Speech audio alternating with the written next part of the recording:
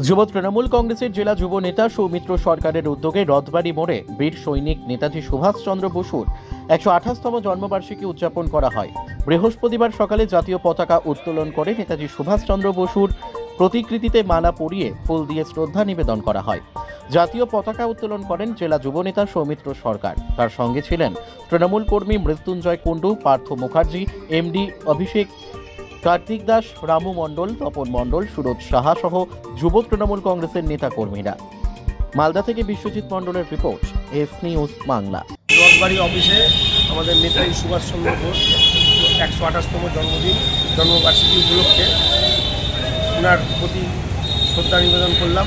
পতাকা উত্তোলনের মাধ্যমে আজকের দিনটি আমরা পালন করলাম এবং ওনার আদর্শ ও বাণী নিয়ে যাতে আমরা সবাই একত্রিত হয়ে চলতে পারি, এই উদ্দেশ্যেই আমরা আজ এই অনুষ্ঠানটি করলাম।